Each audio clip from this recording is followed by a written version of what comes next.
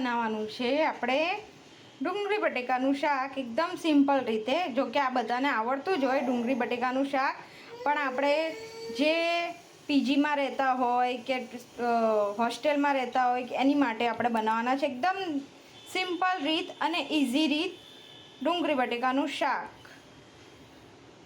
તો આ રીતે આપણે પહેલાં છાલ નીકાળી લઈશું. બસ આ રીતે આપણે બટેકાને કટ કરવાના છે. થોડા ઝીણા ઝીણા કરીશું એટલે ફટાફટ આપણું શાક ચડી જાય.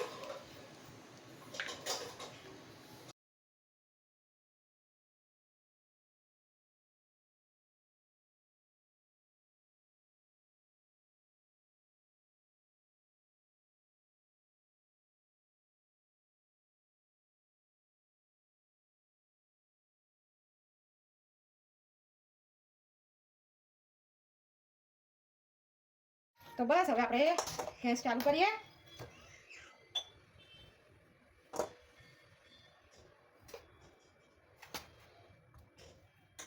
પહેલાં આપણે નાખીશું તેલ.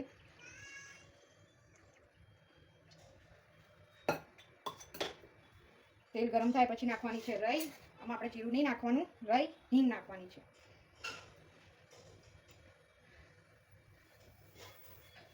બસ તેલ આવી ગયું છે. હવે આપણે રાઈ નાખીશું.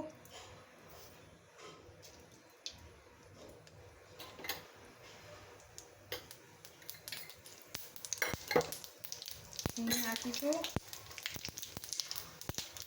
અને હવે નાખીશું આપણે ડુંગળી બટેકા.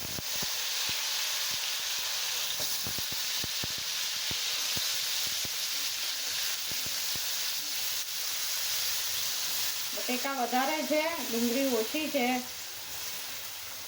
પણ બટેકા વધારે ભાવે છે એટલે બટેકા વધારે નાખ્યા છે મેં. જેને જેટલી ક્વોન્ટિટીમાં જોઈએ એટલી ક્વોન્ટિટીમાં લઈ શકો છો. અમારે બટેકા વધારે નાખાય છે એટલે વધારે નાખ્યા છે. થોડીક વાર સાંતળવા દઈશું આપણે.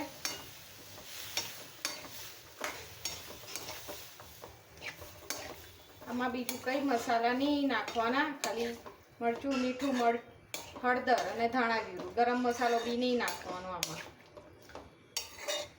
એકદમ એટલે એકદમ ઇઝી રીત છે. ખાલી આને ચડતા થોડીક વાર લાગશે.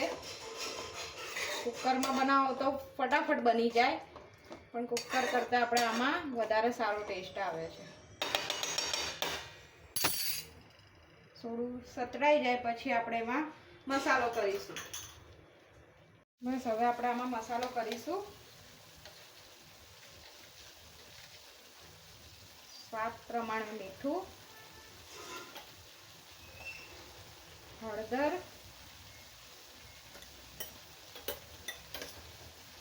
ધાણા જીરું અને લાલ મરચું.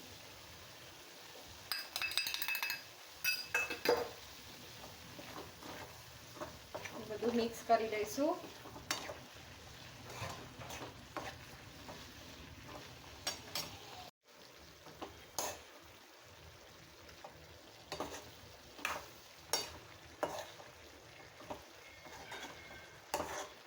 હવે સારી રીતે મિક્સ થઈ ગયું છે. હવે આપણે એમાં નાખી દઈશું 1 ગ્લાસ જેટલું પાણી. હવે આને આપણે 10 મિનિટ જેટલું ચડવા દઈશું. અને જો પાણી ઓછું થઈ જશે તો આપણે થોડું ફરીથી પાણી નાખીશું. અને હવે ઢાંકી દઈશું. છે જો આપણું શાક.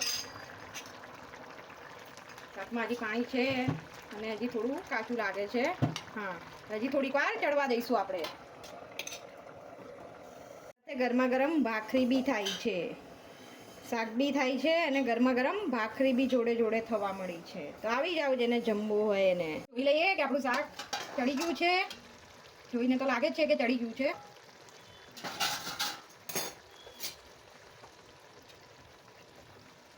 તો રેડી થઈ ગયું આપણું શાક. તમને બતાવું, બટેકા આપણા સારી રીતે ચડી ગયા છે.